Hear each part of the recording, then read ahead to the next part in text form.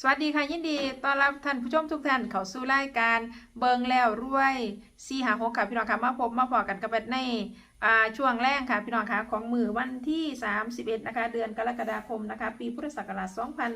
2569นะคะพี่น้องค่ะมื้อนี้ค่ะพาพี่น้องมาทำสุขุสุขนะคะมาติดตามรับชมรับฟังแนวทางนะคะจากแม่วันริมโขงนะคะพี่น้องค่ะมื้อนี้แม่วันเรามีแนวทางโค้งสุดท้ายมาฝากนะคะพี่น้องค่ะเอาพี่น้องแรกนี้นะคะแนวทางของแม่วันสิได้มาเป็นตัวใดพี่น้องมาติดตามรับชมรับฟังคลิปนี้พร้อมมันสิอันนี้อยู่บ่แม่กันยังว่ากันยังตัวเดิมอยู่เฮ้ยเนาะฝันแบบไหนล่ะแม่วันคะสวัสดีค่ะเอาแล้วเนี่ยเอาแล้วค่ะ นาน FC เพิ่นมาโอ้ยตามแม่วันให้แน่เล่าได้ตัวใดว่าซั่นโค้งสุดท้ายนี่ค่ะเอาสั่นเอาแล้วค่ะก็คือแม่ว่ามื้ออื่นเช้าจังสิลงห้วยถ้าเตรียมมื้ออื่นเช้าได้ไหมก็ลงไหมแหละ จังว่า มื้อนี้เอาก้อนนี่มื้อนี้ จ้าแม่วันฝันว่างได้ก่อน เดี๋ยวเด้อโทรศัพท์คือหายไปเลยได้ยินอยู่บ่นี่ได้ยินอยู่เด้อค่ะหน้าจอมันคือหายไป มันหายซื่อๆมันพักหน้าจอเนาะโอ้มันทักบ่ แม่นค่ะมันพักหน้าจออันเมื่อคืนนี้แม่ก็ฝันว่ายากับปูสิมาก็บ่เห็นมาค่ะบ่เห็นมาหักฝันซื้อนะซื้อเลขนะค่ะซื้อเลขน้ำร้านอีกคนหนึ่งนั่น3070ซื้อน้ำมันไหวนะจ้ะอันตัวเขาลงมันเลยกับ41ทีนึงเขาลงไปแม่วันลงอันนี้เขาลงใจหลอกคนนั่นนี่อัน741นะโอ้ค่ะอันที่เป็นไห้โลกของอันนั้นนะของยาน่ะจำได้แล้วค่ะ741แม่ก็เลยมาซื้อน้ำร้านอีกคนนึงเมื่อคืนนี่นะค่ะเพราะว่าพอพันได้ซื้อน้ำมันแต่ว่าจะซื้อตัวใดเนี่ยซื้อน้องโกนี่เด้อฮะโกจะขายมันบ่ค่ะก็เลยไล่ซื้อน้ำมันนะมาใส่หัวเนาะเคียนคือหัวบนนอนแม่ละฟันว่าไปงานในเมืองไปหาอันพี่น้องเก่าไปหาลูกพ่อเที่ยวจังซี่นะไปเลยเขาเลยเฮ็ดบุญอยู่ในบ้านเขาน่ะอยู่ในเมืองน่ะไปเฮ็ดบุญในบ้านเขาก็ได้ไปบัดนี้ไปฮอดนั้นกำลังสิเข้าไปนั่งแล้วเขาเจ้าว่าสิเข้าหมู่บุญนั่นล่ะจักผู้ชายผู้ใดมาก็บ่แม่นคนเฒ่าบ่แม่นคนหนุ่มดอกเพิ่นมาเพิ่นน่ะมามักแม่มาเกี่ยวเวียนอยู่เอ้าแล้วก็สิมาเอาข่อยเฮ็ดเตียงเดียวนี่ข่อยเฒ่าเลยเอาก็ยาได้มักเพิ่นก็เลยว่าบ่ให้นอนนำก็สินอนแหน่เราอ่ะแล้วก็เกี่ยวแล้วก็มากอดกุมกอดแม่อยู่กดไปกดมาจังก็ร้องไห้แล้วเบิ่งรวย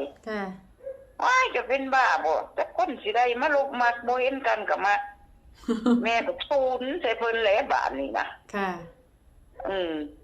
ทูนแล้วว่าเอ้าข่อยมากก็บ่ให้มากเนาะแล้วว่าสิซูนก็ซูนน่ะเบิ่งก็สิยับออกไปพักอยู่ข้างๆนี่แล้วว่ะไอ้เจ้าเท่าซูนก็สิมากดใหม่แล้วว่ะว่าจะหายบานิมาหอดโอ้ยเว้าน้ำหนองใจว่ะช่วยกูสิไปหาขายของตลาดคนเด้อบ่มีรถขี่อันนี้อันล้อสุกข่อยอยู่ในกลางเรือนนั่นมันว่ากลางบ้านนะเลยข่อยไปตลาดแล้วใส่ตลอดสุกอันนี้แหละมันน่ะว่าสินะแล้วว่าเขาขนกับเขากับน้ำจักแม่นนี่เป็นพวกอันแกงเพชรแกงอีหยังสิหาจักเนื้อหยังบ่จักถ้าเป็นแกงเพชรจังซี่นะเป็นแกงเพชรแกงเขียวหวานจังซี่ก็3หม้อเบิ่งน่ะรวยหม้อมันใหญ่ๆเขานั่นเอาลงมาใส่โหลให้แม่ก็เลยสุกไปเด้อันเฒ่าผู้เพิ่นมาทะเลน้ำข่อยบัดนี้นะแล่นแล้วก็ไปสุกโหลซอยแม่นะโอ้ยมักแล้วว่าให้ซอยแหน่ให้สุกน้ำแหน่แล้วว่าข่อยก็บ่ปากบัดนี้ก็เศร้าหายเศร้าหยังแล้วเนาะก็สุกไปนำกันสุกไปหอดประมาณครึ่งโลนี่แหละ น้องฮักกันพัดโทษกันพัดห้องใจเอาว่าเดี๋ยวว่าเจ้าทาเอาอันนี้สักก้อนเดียวนี่น่ะก็จะเอาของให้เจ้ามันว่าเอาพี่สางให้กูอีกก็เลยว่า อันของเอาไปขายสู้ก็เฮ็ดให้บ่แห้งก็สิเอามาขนุนให้เจ้ามาขนุนก่อยน่ะสุกบ่มีคนกินมันว่า ค่ะ มาขนุนนั่นมาเดียวนึงดอกหักยาวคาแขนนี่ มันน่ะตัดลงมามันน่ะว่ามันน่ะสุกลงเรื่อยๆเจ้ามุมเอามันว่ามันก็เอามาให้แม่ใส่โหลไว้อยู่ในข้างหม้อกับเขานะ ค่ะ หายสู้เอาให้กูก็เอาแล้วฝนตกกูกินเนี่ยของแนวมันแซ่บแม่ก็เลยว่า ก็เลยสุกล่อมาว่าซั่นมาฮอดก็บ่บ่ไปขายตลาดเนี่ยสุกมาเฮือนพี่ ปรากฏว่าสุกมากก็มาก็เจ้าผู้ชายอันนั้นแหละ ค่ะ แล้วมานั่นน่ะมาฮอดบ้านก็มาคนลงหน้าบ้านลงมือ ค่ะ ผมเมื่อคอยก็ว่าเลขนั้นมันเข้า30นี่แล้ว ก็สั่นกับบ้านเลขที่แม่เท่านั้นแล้ว บ้านเลขที่เท่าไหร่คะแม่วัน มันเลขที่เฮาก็110เนาะ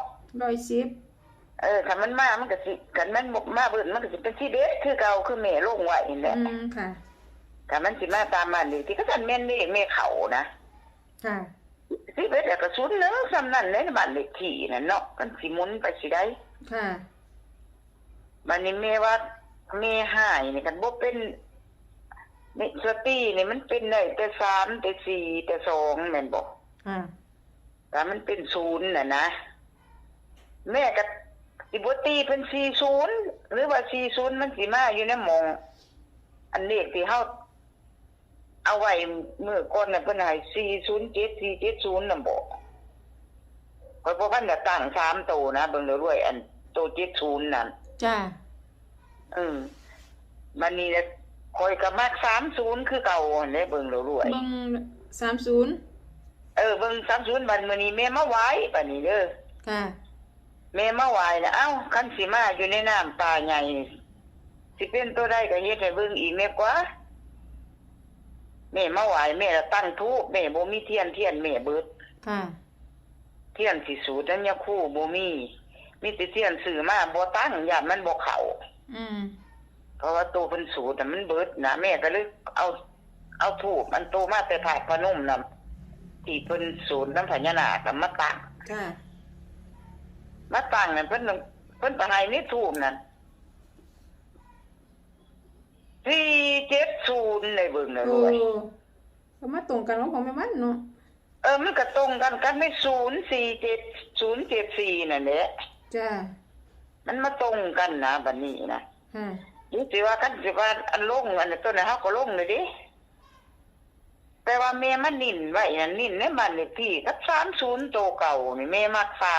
30ค่ะ เพราะว่าแม่ซื้อซุมนี้เนี่ยมันมีคนมามักแม่น่ะนะ จ้า แล้วก็บ่หนี้แล้วก็มานำแม่จังซี่นะ ค่ะ ข้อยก็มาขา30โตเก่าหั่นแหละ โอ้ค่ะ เลขนั่น ค่ะ อัน92ข้อยก็ซื้อมื้อ92มื้อซื้อเลขมานะมื้อล่างหัวเลขน่ะ จ้า ข้อยก็ฝันเขาเอาของให้ข้อยอยู่อันนั้นก็ฝันเขาเอาเนื้อมาให้อันนั้นน่ะ เลขมาอยู่ติ ฝันเขาเอาเนื้อควายให้ก็คู่ว่าเอาว่าซั่น ค่ะ แต่ว่ามันสิเข้าตัวใดเท่านั้นเนี่ยแต่ว่าใน2สูตรนี่ข้อยซื้อข้อยฝันข้อยมาเสี่ยงข้อยสิฝันได้ของนะ2สูตรนี่ ค่ะ สูตรหมากับสูตรป่านี่ ค่ะ บัดตัวอื่นก็เป็นร่องหั่นแหละเขาก็ลงหลายคลิปไปเด้ไผมักก็เบิ่งเอาแน่หั่นแหละ ค่ะ แต่บัดนี้เอาเมสสิย่นไว้เอา ค่ะ ก็สิร่นเลือกให้530ไปตัดเล่นเอา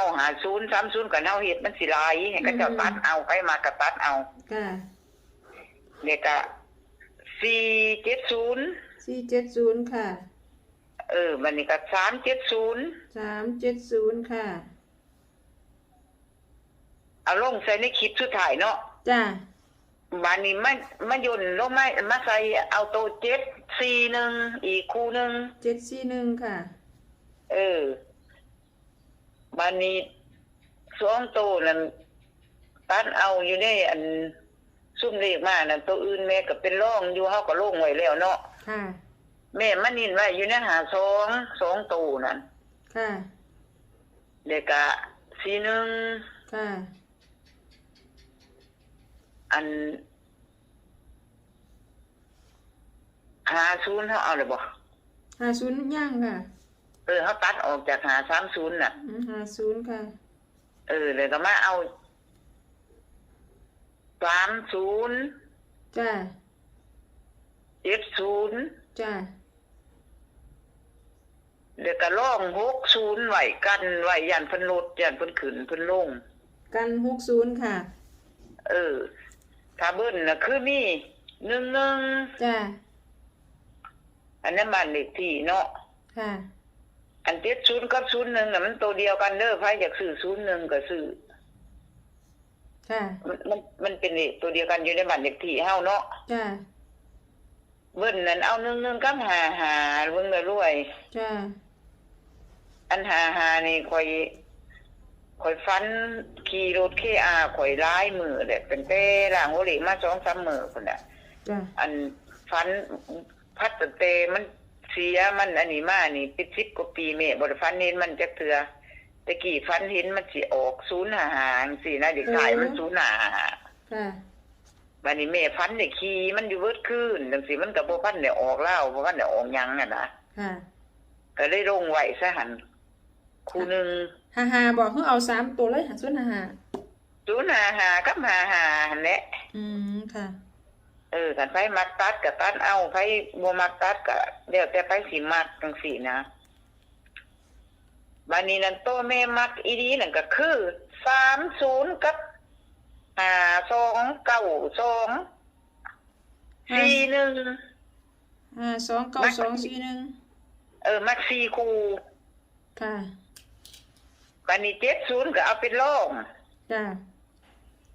แต่ว่าบ่มักกว่าก็ซื้อเท่ากันอยู่ได้เด้ ค่ะ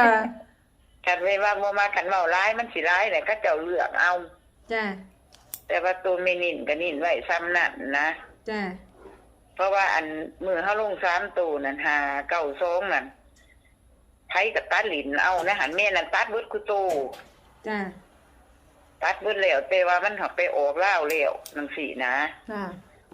กระยาแม่ซื้อแล้วแม่ก็ทิมคือ FC กันผู้ใดเพิ่นอยากซื้อก็ให้เพิ่นเลือกเอาพวกเงินน้อยก็เอาเนี่ยครูแม่ตัดไว้นั่นแหละ ค่ะ ธรรมะอีดีก็คือ52กับ30 52กับ30ตัวแม่ตัดไว้นะ ค่ะ บัดนี้ถูกมื้อนี้ก็ได้เป็น470เนาะ จ้า นี่ถูกที่แม่ไหวมื้อนี้นะ ค่ะ มื้อสุดท้ายว่าก็สิมาน้ำไปไงก็สิมา70ก็3070เนี่ยก็เฮ็ดให้เบิ่งบัดให้เป็น3โตก็เป็น470 ค่ะ ขอหลายผัดมันหลายมันบ่ได้มันบ่แน่นอนเด้แต่ไปเอาโตลักๆของเฮาโลดอัน30กับ50เนี่ยออกบ่ออกแม่ก็นัดเต็มที่คันแม่นถือกับว่ามันปิดช่อยโลดเด้ โอ้โห คันบ่ออกก็คือเจ็บขิงจังซี่นะ ค่ะ ต้องมากกันนะเพราะว่าฟันในหลายคืนมันสิมาแต่ในของ3อันนี่นะ จ้า ได้ของก็มีแต่ของ3อย่างจังซี่นะ ค่ะ ก็แม่สิว่าโตอยู่ในโตเพิ่นเน้นนี่บัดนี้โตบัดขึ้นของเฮาลงมื้อก่อนนี่เพิ่นเอาปลามาให้เพิ่นก็เอาแต่ปลาใหญ่ให้เนาะแม่ก็มั่นใจแล้วว่าแม่ได้ปลาได้หยังอ่ะนะ ค่ะ บัดมื้อคืนก็มาได้หม้อกับข้าวอีก3หม้อก็บักมี